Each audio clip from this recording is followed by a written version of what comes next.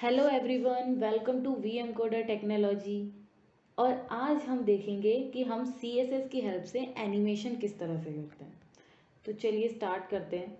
सबसे पहले जानते हैं what are C S S animations. An animation let an element gradually change from one style to another. Animation का क्या काम होता है? एनिमेशन जो है वो हमारे एलिमेंट्स को अलाउ करता है कि वो एक स्टाइल से दूसरे स्टाइल में चेंज हो सके, और वही आपका क्या कहलाता है? एनिमेशन कहलाता है। You can change as many CSS properties you want as many times as you want। आप CSS प्रॉपर्टी को जितनी बार चाहें, जैसे चाहें, आप उनको चेंज कर सकते हैं। To use CSS animation, you must first specify some keyframes for the animation। तो CSS यूज़ करने एनिमेशन यूज़ करने के लिए आपको पहले पता होना चाहिए कुछ की फ्रेम्स के बारे में एनिमेशन के। Keyframes hold what styles the element will have to certain times. जो की फ्रेम्स होते हैं वो क्या करते हैं? वो आपके एलिमेंट के स्टाइल को होल्ड करते हैं कि किस तरह से या फिर कितनी बार उसके अंदर चेंज होना है, कौन कौन से स्टाइल चेंज होने हैं। तो वो सब हम कहाँ लिखते हैं? की फ्रेम्स के अंदर लिखते हैं। चलिए देखते हैं कुछ keyframes rule. When you specify CSS style inside the keyframes rule, animation will gradually change from the current style to the new style at the certain time. जब हम CSS स्टाइल लिखते हैं अपने की frames के अंदर, तो क्या होता है, उससे हमें ये पता लगता है कि हम जो एनिमेशन उसके अंदर डालना चाह रहे हैं, जो हमारा स्टाइल है, वो कितनी बार चेंज होगा, किस तरह से चेंज होगा। तो वो सब जो हम कोड लिखते हैं वो हम कहाँ लिखते हैं? की फ्रेम्स के अंदर। To get an animation to work, you must bind the animation to an element. तो एनिमेशन पे वर्क करने के लिए आपको क्या करना पड़ता है? सबसे पहले अपने एलिमेंट को बाइंड करना पड़ता है एनिमेशन के साथ। अच्छा, एक इंपॉर्टेंट नोट है, उसको भी देख लेते हैं। The animation duration property define how long an animation should take to complete. Animation duration एक प्रॉपर्टी होती है, वो क्या बताती है कि आपका एनिमेशन जो है वो कितना, मतलब उसकी ड्यूरेशन कितनी लंबी होनी चाहिए, वो कितनी देर तक चलेगा। तो वो क्या बताता है? एनिमेशन ड्यूरेशन की हेल्प से। If the animation duration property is not specified, no animation will occur because the duration value is 0 second. अगर आपने एनिमेशन ड्यूरेशन प्रॉपर्टी ही नहीं डाली तो आपका जो एनिमेशन है वो अकर ही नहीं होगा, क्योंकि आपका जो टाइम है वो ऑटोमेटिकली ज़ीरो हो जाएगा। तो जब 0 सेकेंड है तो आपको कुछ एनिमेशन शो ही नहीं होगा वहाँ पे। तो इसलिए ये आपको डालना ज़रूरी होता है। नेक्स्ट देखते हैं। Today we will learn about the following properties. आज हम किस किस प्रॉपर्टीज़ के बारे में पढ़ेंगे एनिमेशन की? सबसे पहले की keyframes animation name, then animation duration, then animation delay, then animation iteration count, animation direction and animation timing function. तो आज हम इन सब के बारे में पढ़ेंगे और इन सब का प्रैक्टिकल करके देखेंगे। तो चलिए अब हम इसका प्रैक्टिकल स्टार्ट करते हैं। ये मेरा सबलाइम है, यहाँ पर मैं इस फाइल को, मैंने एक न्यू फाइल जनरेट की हुई है, इसको मैं सेव कर देती हूँ। animation.html। ओके, अब यहाँ पे हम अपना HTML का कोड लिखना स्टार्ट करते हैं। तो ये देखिए, ये हमारा HTML का बेसिक कोड होता है। यहाँ पे मैंने टाइटल दे दिया एनिमेशन। ओके, अब बॉडी में यहाँ पर मैंने एक डिव बनाई। ओके, चलिए, तो यहाँ पे सिर्फ एक सिंगल डिव रहने देते हैं, इसको स्टाइल करते हैं ऊपर, या फिर इसके अंदर में ओके, यहाँ आते हैं टाइटल में। अच्छा, हमारा CSS का कोड हम कहाँ लिखते हैं? स्टाइल के अंदर, स्टाइल टैग में लिखते हैं। तो हम हेड के अंदर यहाँ पे क्या लगाएंगे? स्टाइल।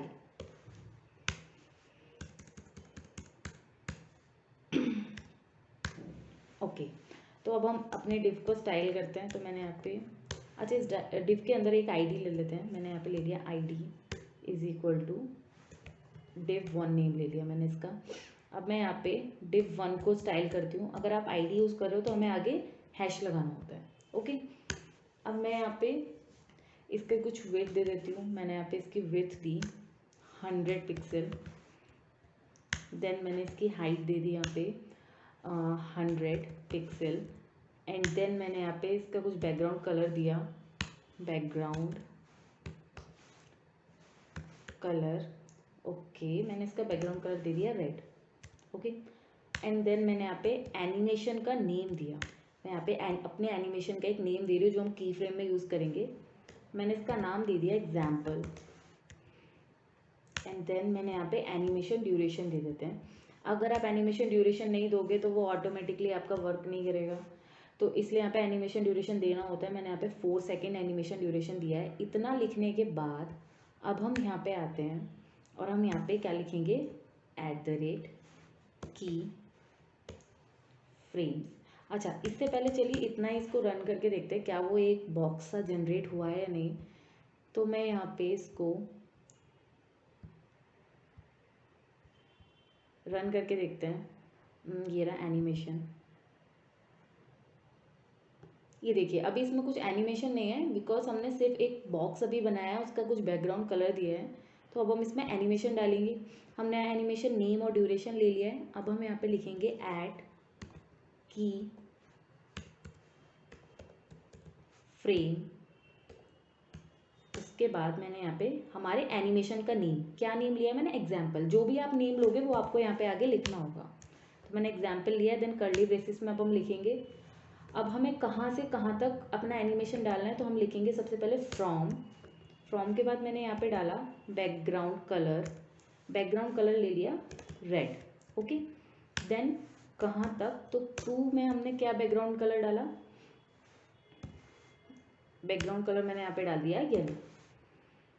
ओके, यहाँ पे मैंने इसको सेव किया। एक बार जाके देखते हैं क्या वहाँ पे एनिमेशन वर्क कर रहा है या नहीं। मैंने इसको रिफ्रेश किया, ये देखिए हमारा एनिमेशन यहाँ पे वर्क कर रहा है। ये रेड से ग्रीन में चेंज हो गया अपने आप, राइट। इस तरह से हम यहाँ पे एनिमेशन के साथ वर्क करते हैं। अब अगर मैं इसमें मल्टीपल कलर्स डालना चाहती हूँ तो वो हम कैसे करेंगे, तो मैंने यहाँ पे एक और डिव लिया। इसके अंदर मैंने आईडी पास कराया, आईडी में मैंने ले लिया div2। ओके, अब चलिए इसको स्टाइल करते हैं। इसके अंदर हम डिफरेंट कलर्स चेंज करेंगे। तो यहाँ पे ये जो डिव मैंने बनाया है, मैं इसी के कोड को यहाँ पे कॉपी कर लेती हूँ एंड मैंने इसको यहाँ पे कर दिया पेस्ट। चलिए इसका साइज थोड़ा सा इंक्रीज कर देते हैं एंड इसको स्टार्ट कर देते हैं ग्रीन कलर से। ओके, अच्छा यहाँ पे मैं अपने एनिमेशन का नेम ले देती हूँ, एग्जाम्पल ही रहने देते हैं, 1 कर देते हैं। example1 नेम हो गया हमारे एनिमेशन का। अब हम यहाँ पे एनिमेशन, इसके एनिमेशन के लिए हम फिर से यहाँ पे की फ्रेम्स बनाएंगे। तो मैंने यहाँ पे लिखा की फ्रेम्स देन example1। ओके, अब यहाँ पर हम क्या करेंगे, हमें कहाँ से कहाँ तक स्टार्ट करना है। तो अब हम यहाँ पे % की फॉर्म में भी दे सकते हैं। यहाँ पे हमने फ्रॉम और टू दिया था, यानी 0% to 100%। अब यहाँ पे हमें मल्टीपल कलर्स देने हैं तो हम % की फॉर्म में देंगे। मैंने लिखा 0%। यहाँ पे मैंने दे दिया background colour green. Okay, then मैंने यहाँ पे लिया 25% एंड यहाँ पे मैं बैकग्राउंड कलर दे देती हूँ कुछ भी आप दे सकते हैं, जैसे मैंने दे दिया रेड। ओके, देन मैंने यहाँ पे लिखा 50% एंड यहाँ पे मैं इसका बैकग्राउंड कलर दे देती हूँ ब्लू।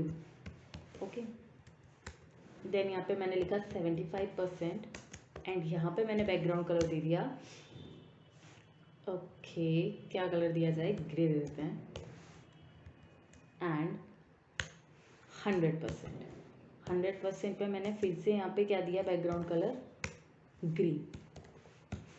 इसको यहाँ पे करते हैं सेव। चलिए वापस जाते हैं अपने कोड में, देखते हैं इसको यहाँ पे। ये देखिए यहाँ पे चेंज हो रहा है, राइट। ये इसको मैं दोबारा से यहाँ पे रिफ्रेश करती हूँ। ये देखिए यहाँ पे इतना फास्टली चेंज हो रहा है बिकॉज यहाँ पे जो ड्यूरेशन है वो 4 सेकेंड दिया हुआ है। इसका ड्यूरेशन कर देते हैं 8 सेकेंड्स। अब मैं इसको यहाँ पे सेव करती हूँ, तो जितना आप ड्यूरेशन बढ़ाएंगे वो उतनी देर तक चलेगा। ये देखिए अब ये स्लो हो गया है थोड़ा सा और ये स्लोली यहाँ पे कलर जो है उसके चेंज हो रहे हैं। ये देखिए इस तरह से आपका एनिमेशन यहाँ पे वर्क कर रहा है, राइट। अच्छा इसको थोड़ा सा नीचे कर देते हैं, तो यहाँ पे मैं इसका कुछ मार्जिन दे देती हूँ। मैंने यहाँ लिखा मार्जिन टॉप, कितना दे दिया यहाँ पे 20%। सेव करते हैं। ओके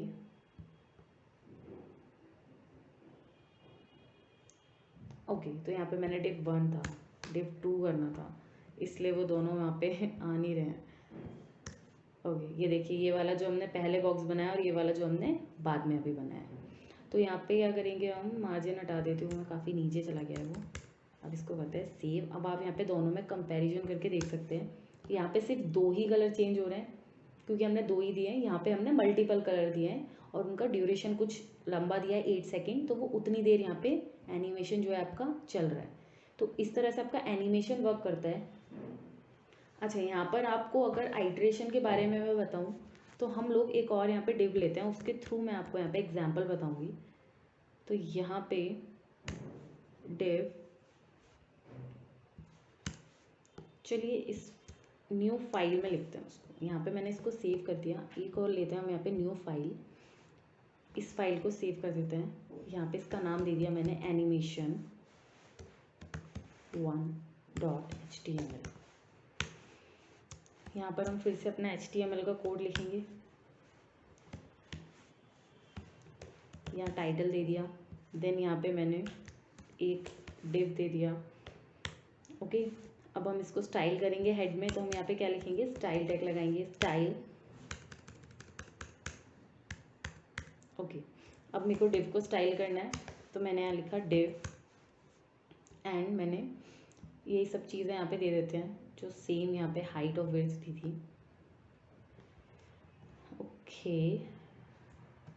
ओके, इसको मैंने किया सेव। चलिए इसको देखते हैं अभी फ़िलहाल। एनिमेशन 1 हमने इसको रन किया। ये देखिए यहाँ पे सिर्फ अभी एक बॉक्स बना है क्योंकि हमने यही जनरेट किया है अभी यहाँ पे। अब हम इसको देखते हैं कि इसके अंदर रोटेशन हम किस तरह से कर सकते हैं, इसको रोटेट किस तरह से होता है। तो यहाँ मैंने क्या करा, ऐड की फ्रेम्स में लिखेंगे हम, तो मैंने यहाँ लिखा की फ्रेम्स। उसके बाद आपका एनिमेशन नेम क्या है, एग्जाम्पल, एंड देन हम यहाँ पे क्या लिखेंगे, फिर से बैकग्राउंड कलर करके। तो यहाँ पे सबसे पहले 0% पे 0%, देन यहाँ पे लिखा मैंने बैकग्राउंड कलर। क्या बैकग्राउंड कलर दे दिया मैंने यहाँ पे, रेड, एंड उसके बाद हम आगे लिखेंगे left 0। Okay, then top 0। Okay, ये हमने सेमीकोलन की हेल्प से सेपरेट किया है इसको। देन हम नीचे आते हैं, यहाँ पर हम लिखेंगे 25%। ओके, देन हम यहाँ पे देंगे background colour 25% and then background colour. तो यहाँ पे हम क्या लिखेंगे, रेड के बाद दे दिया यहाँ पे ग्रीन। इसके बाद हम लिखेंगे लेफ्ट हमने यहाँ पे दिया 200 पिक्सल एंड देन हमने यहाँ पे क्या दिया है, टॉप 0। देन यहाँ पे आएंगे, हम लिखेंगे 50%। उसके बाद यहाँ पे दे दिया background colour blue.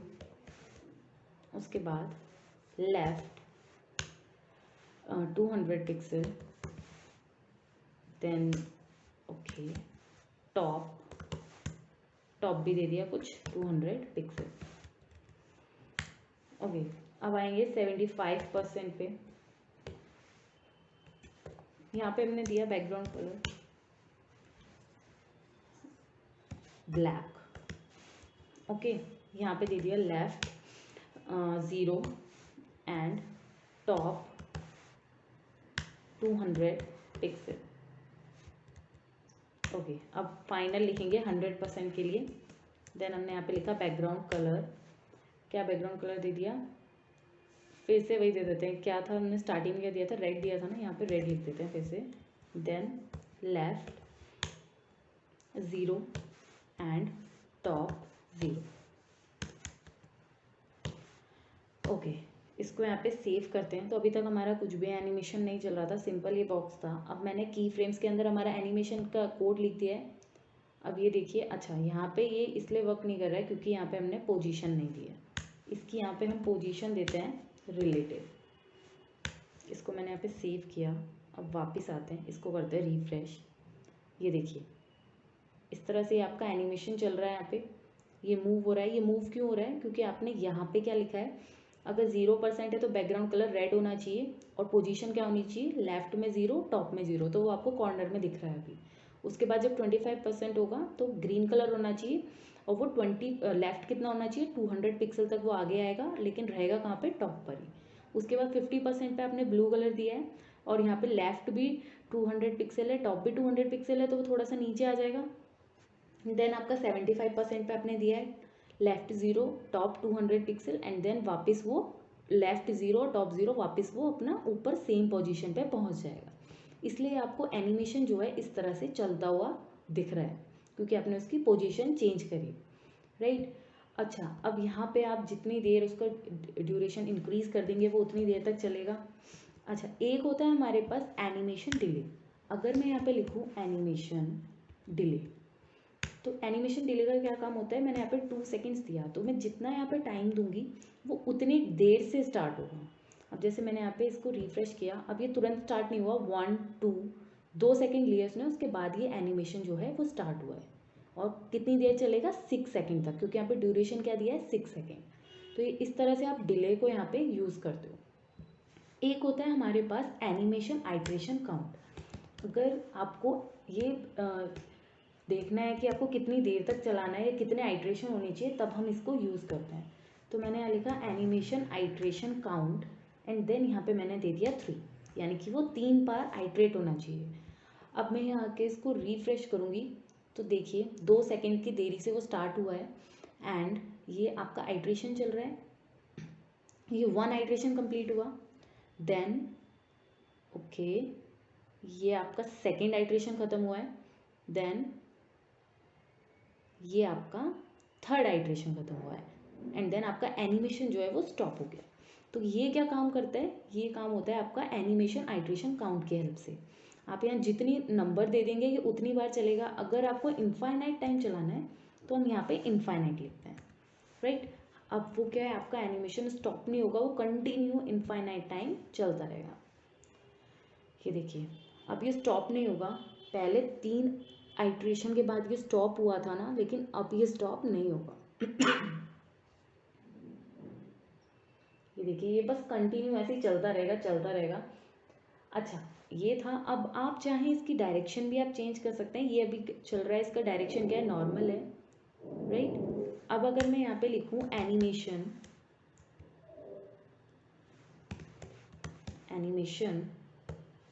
Direction, okay sorry,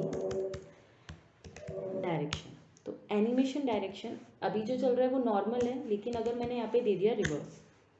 अब इसको सेव करते हैं, वापस जाते हैं, मैंने इसको यहाँ पे रिफ्रेश किया, ये देखिए अब ये रिवर्स चल रहा है। अभी तक ये ऐसे एनिमेशन चल रहा था, अब ये उसका रिवर्स हो गया।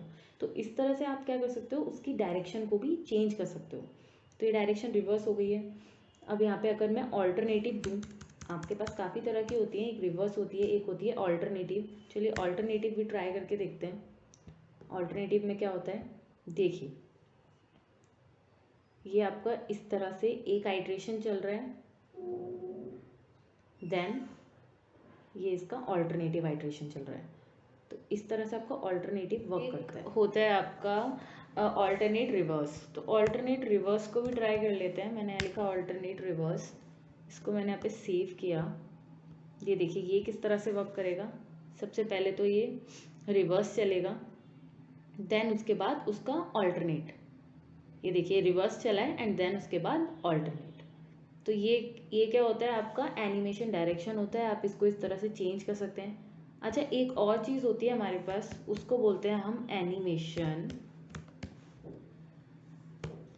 Timing function. Animation timing function क्या होता है, इसमें आप लीनियर, ईज ये सब यूज़ कर सकते हैं। अब जैसे मैंने यहाँ पे ये जो अभी आपका डिफ़ॉल्ट चल रहा था ये लीनियर था, ठीक है। अब अगर हम यहाँ पे लीनियर में क्या होता है, सेम स्पीड से आपका एनिमेशन जो है वो चलता है।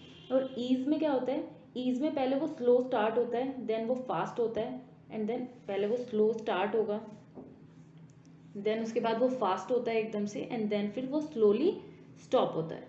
तो ये आपका काम होता है ईज का।